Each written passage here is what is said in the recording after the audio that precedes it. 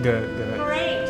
I have a quick question for you. Do you know who Anthony Bowen is? I know that he was a slave, and yeah, that's about it. No, I don't know who Anthony Bowen is. I just joined the club, but I don't really know the history there.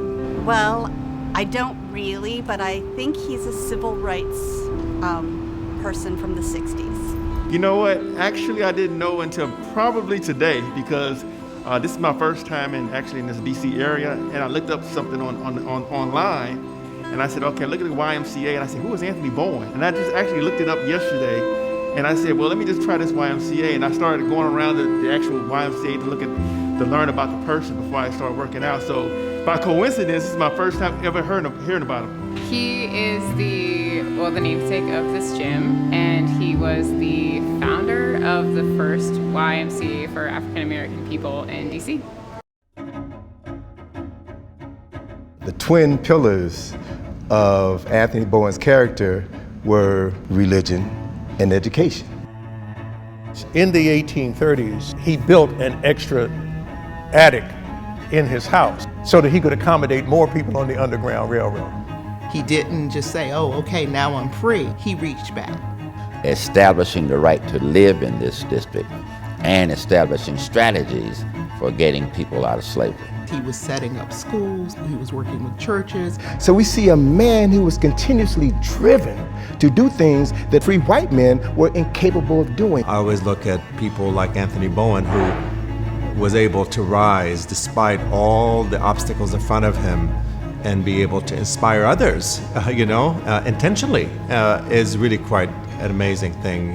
But when we can look at what he did during times of incredible oppression, we have to realize that there was a spirit moving through this man. Under the project direction of Diane Taitt and the film direction of John Ledbetter of Sunchase Media, this film will reveal an intimate and poetic reflection on the life influence of the man, the Reverend Anthony Bowen, seen through the eyes of Washington, D.C. today. This project will culminate with the completion of a mural that will preserve the story of a charismatic and compelling man of enormous courage and conviction. This at an important time to celebrate African American leaders in D.C. history.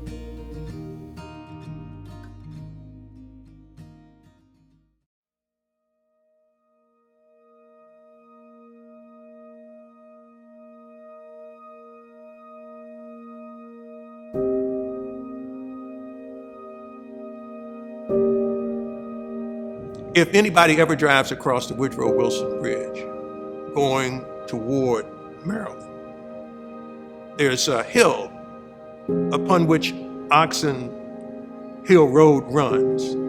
Black folk, when the British came down to that waters where the Potomac and the Eastern Branch of the Anacostia meet, black folk were running off that hill down to meet the British ships because they wanted freedom. And they wanted a freedom that was not simply for themselves.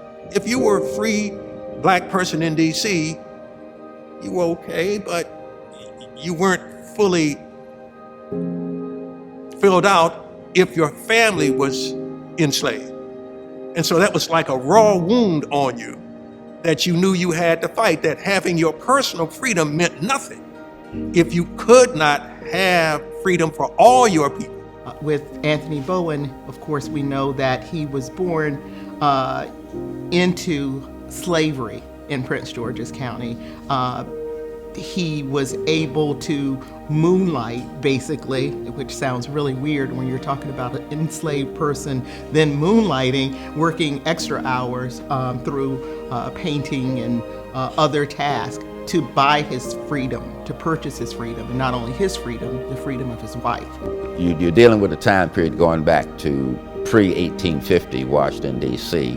It was an interesting city. We were still developing an identity as black Americans, as African Americans, establishing the right to live in this district and establishing strategies for getting people out of slavery. His house was one of the stops on the Underground Railroad.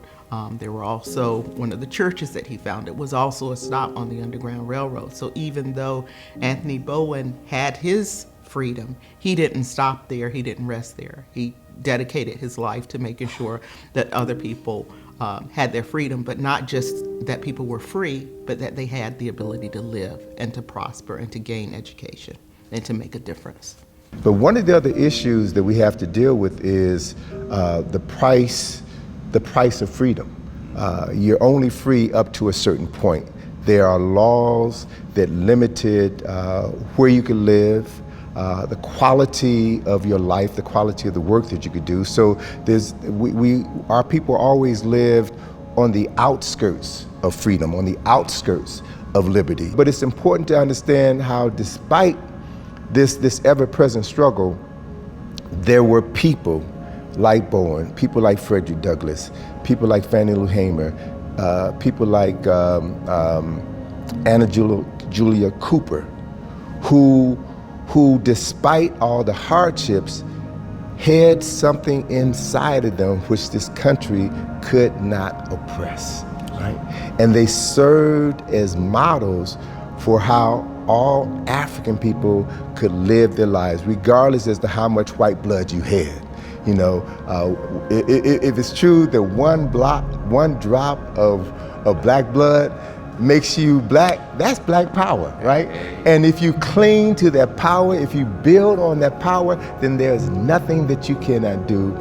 He saw possibilities beyond his situation, you know what I mean? And that's something really, I think that is a visionary.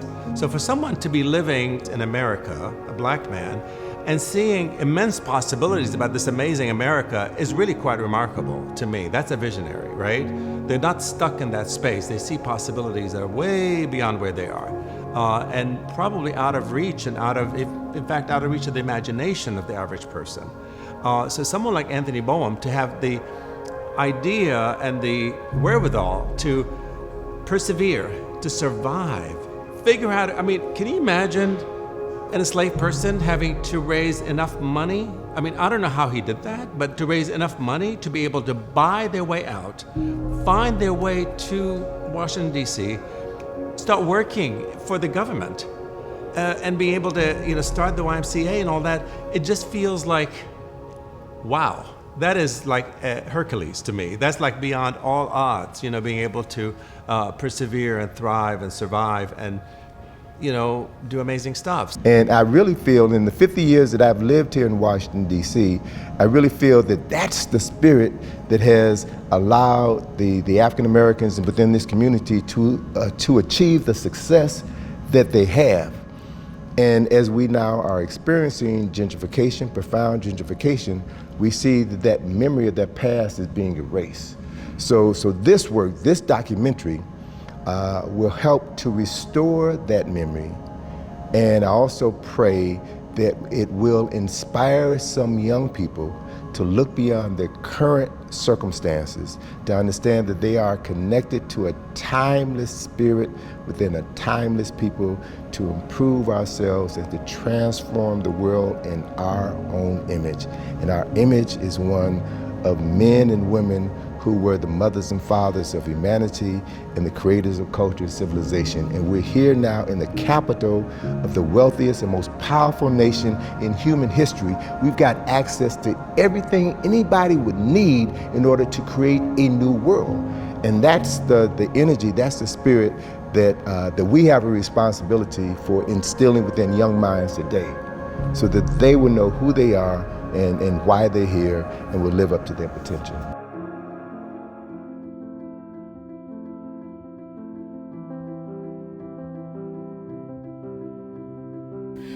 Anthony Bowen started working at the USPTO around the earliest records show that he was there in 1840.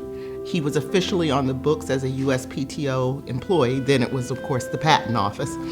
He was on the books as a Patent Office employee in 1841. Now, he started as a laborer, tending fires, washing paints, helping with different tasks there.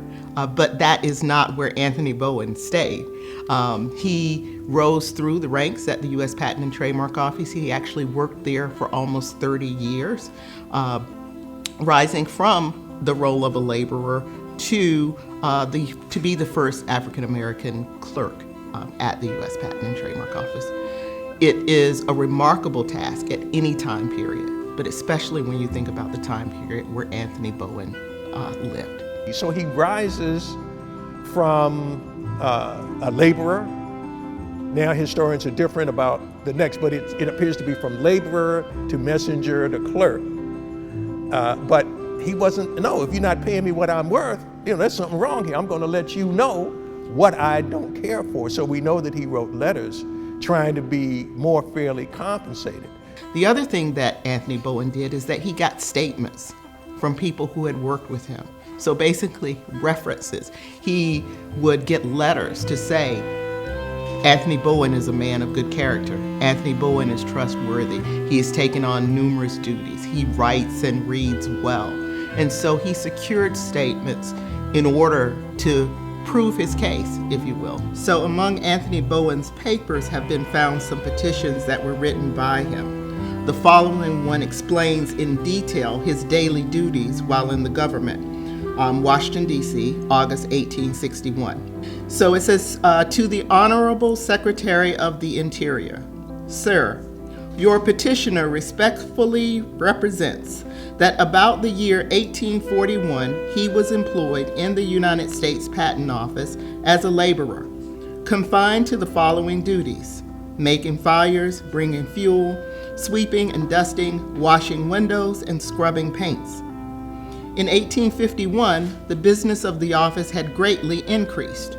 A house, as shown by House Document 102, 32nd Congress, First Session, or the Commissioner's Report for 1851, page 24, Statement E. So we know he was very thorough. November 26, 1851, your petitioner commended the following responsible duties: assorting specifications and drawings, attaching the same to patent heads, cutting and stamping seals for the same, seeing that the commissioner's signature was attached, record the number and names of patentees and residents, envelope and seal for mail, stamp assignments, also certify copies. Likewise, all official papers, mail and deliver the same, also a large amount of money in letters and other valuable packages to and from the post office without loss or mislaying of a cent during the period of 9 years up to 1861, which the books of the post office prove. Your petitioner do respectfully represent that in 1851, the Honorable Thomas Eubank, then Commissioner of Patents, with his chief clerk DeWitt C. Lawrence, Esquire, seeing the duties assigned to your humble petitioner so arduous and responsible, and having been performed to their intense satisfaction, were pleased to advance the pay to $15 per month, making a total of $45. A short time after, Congress allowed a percentage on all salaries up then $1,200 per annum. Very soon after, perhaps the same session, all laborers' pay in the executive departments were fixed at $50 per month. Your petitioner doth respectfully represent that notwithstanding the duties being increased to that of a messenger and a laborer, nothing has been paid to your petitioner, only as a laborer, since the act of Congress fixing laborers' pay. Therefore, what your petitioner's prayer is that your honor will see the justness of this case and decide favorably to your humble petitioner, as the office has heretofore granted like claims to gentlemen for extra services rendered, example, Dr. Thomas T. Everett, acting examiner while he was but an assistant, A.B. Little, and George R. Adams, messengers likewise. Very respectfully submitted, your obedient servant, Anthony Brown. Now, as a result of this and other petitions, not only to the Secretary of the Interior, but to the United States Senate and the city commissioners, Anthony Bowen was finally promoted to a clerkship. I think it takes a lot of vision and a lot of courage to decide that you're going to fight. You're not going to just say, oh, okay, thank you very much. I'm happy you gave me the increase that you gave to laborers, but even my job was something different. I've had all these extra responsibilities, all these extra duties. I'm going to ask for what I should receive. And I'm going to point out to you the other people who were able to get it, and I think it would be interesting to know what those people looked like to see, they were able to get those increases. So why not me? And I love that fact that he had the courage to do that.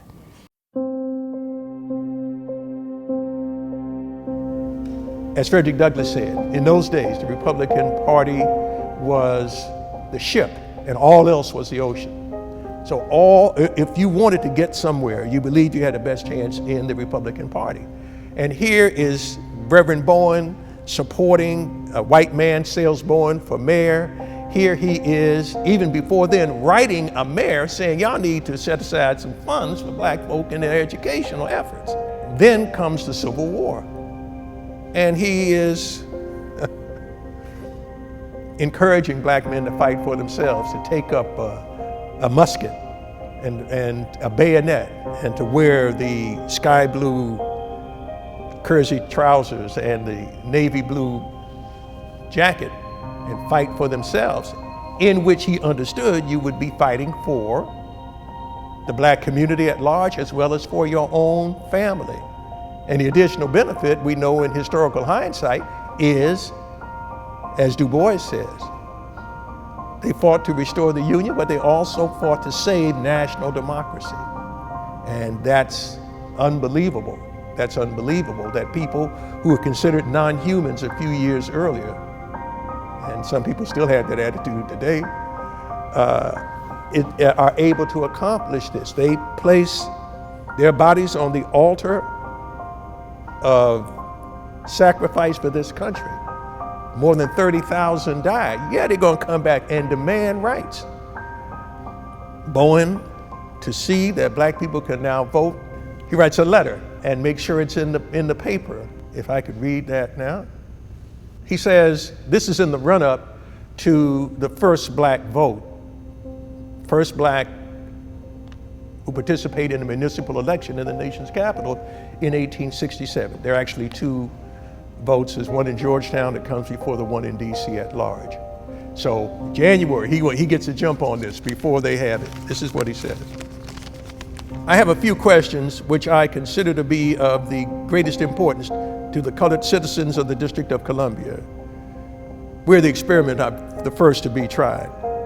Whether they are competent to discriminate between his friends and his foes by the direction of his vote, which will be cast in the ensuing election, which will necessarily have a considerable influence upon all the states of the Union.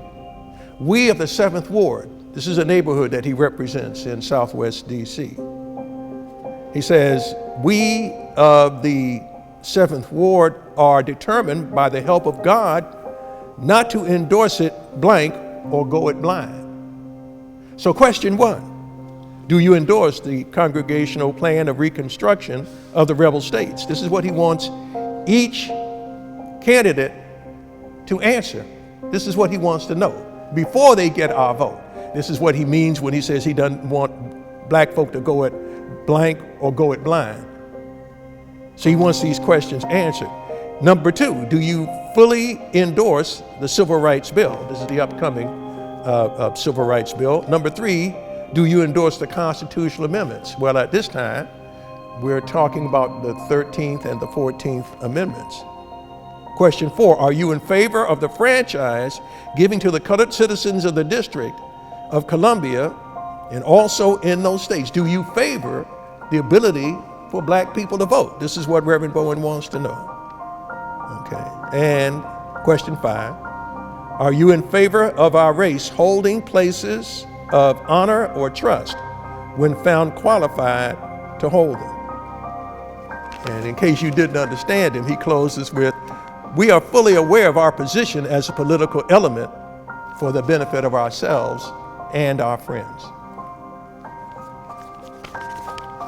So for Reverend Bowen, these elections of 1867 are ground shaking. They threaten to overturn the political geometry between the races.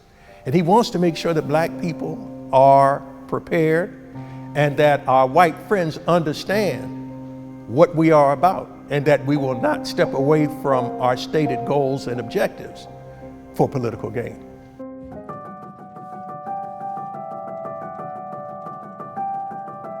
Anthony Bowen was the person who founded the first YMCA that admitted people of color. Anthony Bowen had this ability to establish this building here as the first YMCA. It was the first YMCA for men in this country.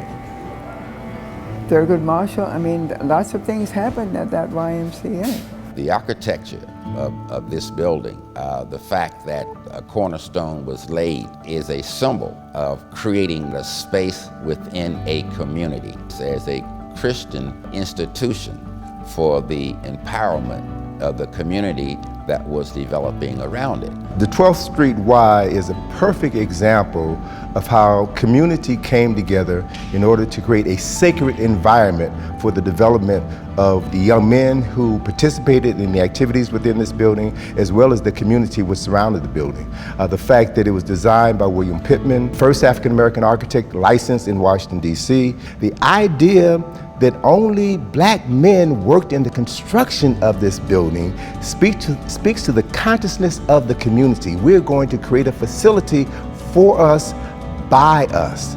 So it's a matter of understanding the sacred role of the architect to design an environment that is designed to transform the consciousness of the people who move within that space. That is a science that was first perfected in Africa and has been used from East Africa to West Africa to Southern Africa and all of the places where African people have lived throughout the diaspora. So this building is a monument to the design and creative genius of African men and women. This YMCA was so critical in the development of young African American boys and girls. It gave them a place of value. It gave them a place where they were valued. It gave them to understand that independent of the circumstances of a country which had not recognized their potential, the YMCA recognized their potential. Once the building was established, it became the cornerstone of the Shaw community in segregated Washington, D.C. It had 54 rooms where men could stay, the first heated Olympic-sized swimming pool in the country. It had a number of meeting rooms, and those meeting rooms served to provide spaces for churches and other community organizations. We know that Attorney Thurgood Marshall would meet in the meeting rooms here as he was mapping out the strategies for Brown versus the Board of Education. Joe Louis did a boxing exhibition in the gym. We know that Duke Ellington, who lived in the neighborhood, did a performance here in the building. We know that John Thompson played basketball here in the building. So we know this building is literally filled with the spirits of all of the men and women who lived here, who worked here, who engaged in activities. Even Marcus Garvey spoke in this building. My father was a member of the YMCA, and he and all of the little boys would gather at the 12th Street Y.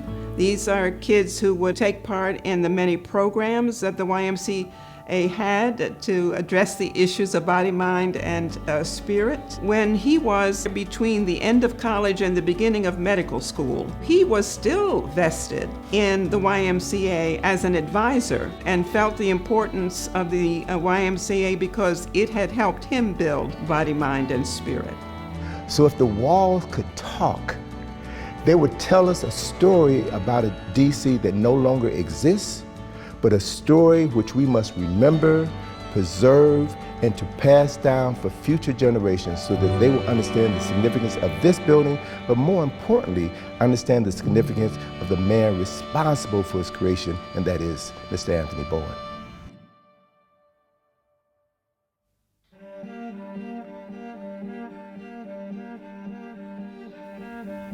When the decision was made that we were going to erect a brand new facility, the community around this area was challenging. It was the open air market for all sorts of things that were against a community of hope. There was a lot of doubt, but I just said, we're going to put a Y there. I'm going to make sure that it is going to be the best YMCA that they can possibly have. Well, the biggest challenge was the recession. We had 2 equity partners decide they no longer wanted to proceed with the project because there was pressure from the Y. We got to get this thing going and we got to get open. That was a stressful time. But now as I come in here this morning and I see the Y open and people using the pool and kids coming back to use the facility, that gives me great pleasure. I mean, opening day, it was a testament to the board and their courage, and it was just magical. And I just remember thinking, we did this. And when people came here, everyone was amazed because they remembered what it was and what it is today. And then subsequent to that, I work with Ys across the country, they ask about the Anthony Bowen Y. They read about it, they ask about it, they come here, they see it, they go back, and the phone doesn't stop ringing. And the first thing they say is, well, how can I get Anthony Bowen? And I laugh and go, you don't want Anthony Bowen. I mean, for the pain and suffering, yes, we can help you do that, but that was a once-in-a-lifetime chance to make this kind of impact. It's a safe place for kids. It's a place where seniors can come. It's just such an oasis of, community benefit outreach that I think people, they would be beyond sad if Anthony Bowen's YMCA was not here. And, it's a place that I think people probably come here and just spend all day. As you know, when I was taking, I don't know how many different courses here and workouts, I would come here in the morning and wouldn't leave till late in the afternoon. I almost lived here because people knew, and it's because it's so inviting and you can do so much spiritually and physically. Community benefit outreach, creating this dynamic exhibition of his life and the principles that he embraced and how the Y dovetails with that. We were talking about, a lot of people are going to be going just using it as a gym, but it's so much more than that. It is a cultural space. It's a cultural hub. To do that, we picked that wall that faces all the treadmills. So people, when they're standing there and they're exercising, they're staring at this mural that represents the city, that represents Anthony Bowen, that represents, the divide that the city has experienced and so on. The 2 rivers that come together here in the city that oftentimes become a dividing line for so many things, culturally, socially, economically, and all these things. So we wanted to put those out there so that people can question, ask, be curious, open up their minds to see that this is not just a place to come and improve your body, but it's also going to improve your mind and your soul in a sense. Well, it's amazing to be working at the YMCA Anthony Bowen. I started here as a child in summer camp, and this was actually one of my first jobs when I was a teenager. And now that I'm back to be overseeing their youth development department, it really means a lot to be a part of this historic location. I hope the Anthony Bowen YMCA will be here and serving the community long after you and I may not be here, but I'm hopeful because we built something very special. It's very special.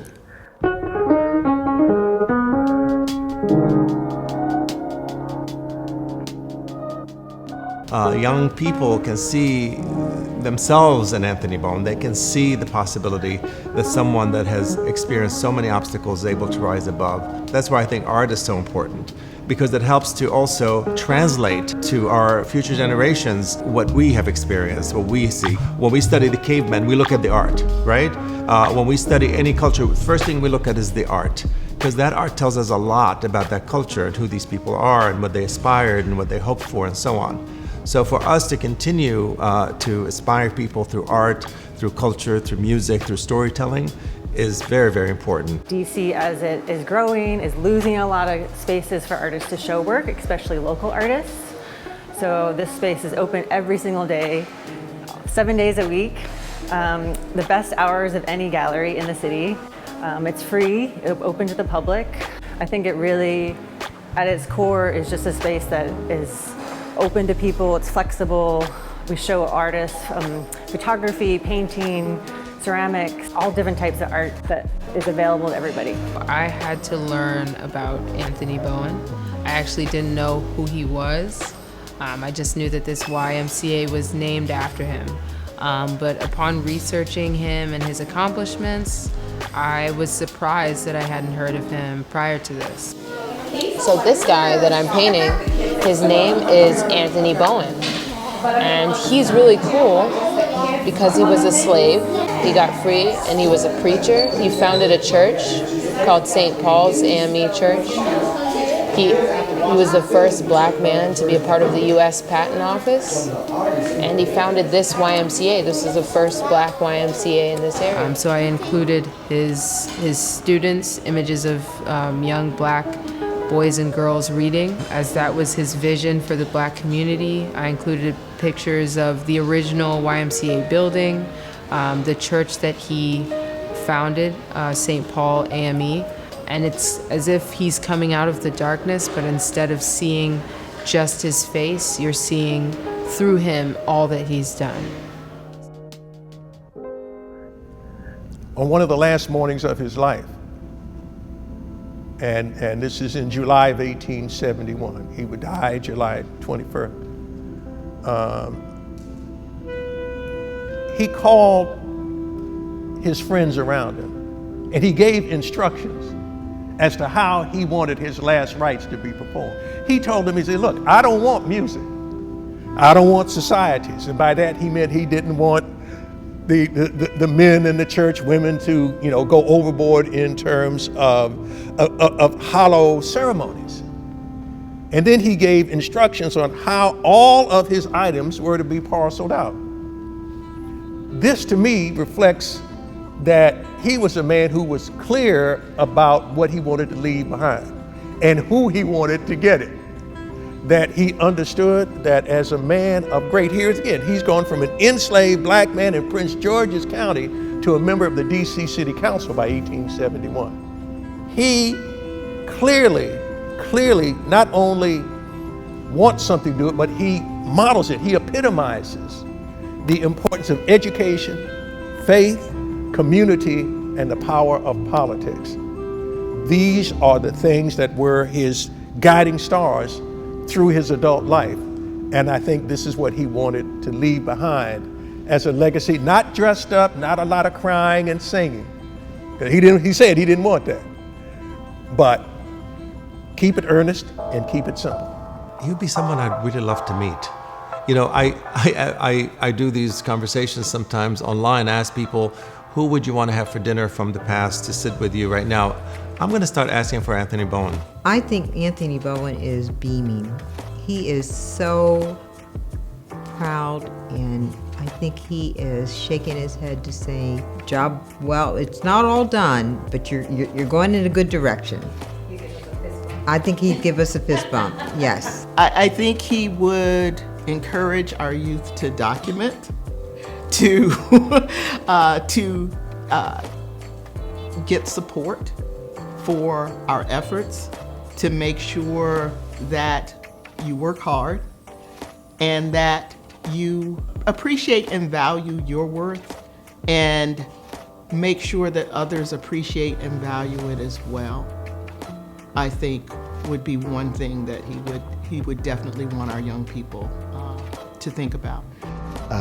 Where he is now is an ancestor, rubbing shoulders with other profound African ancestors.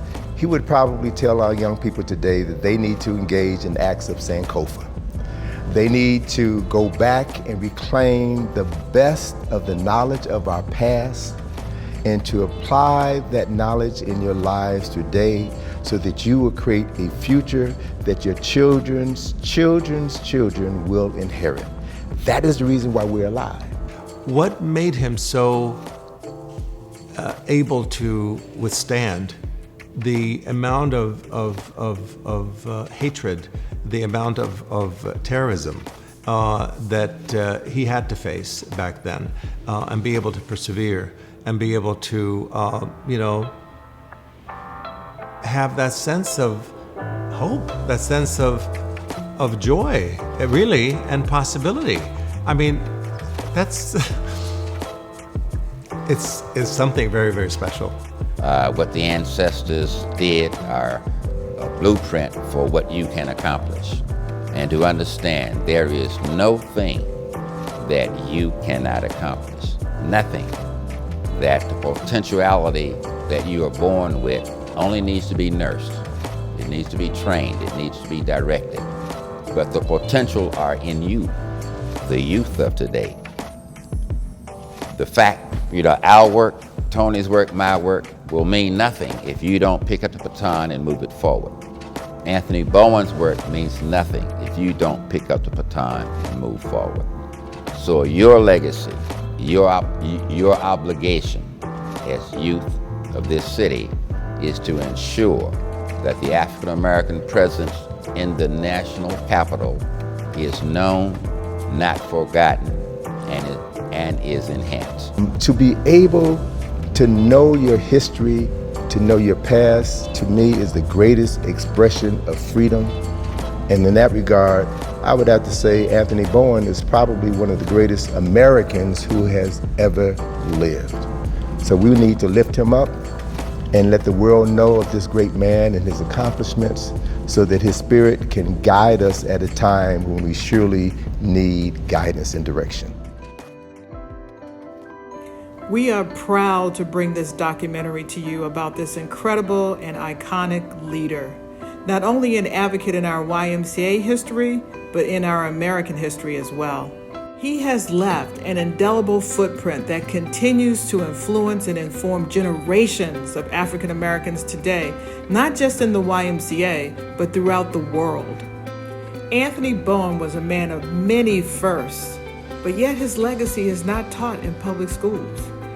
I had the privilege and the honor to work with the first African American president and CEO of the YMCA of Metropolitan Washington, Thomas Hargrave Jr., who was also a historian and an author.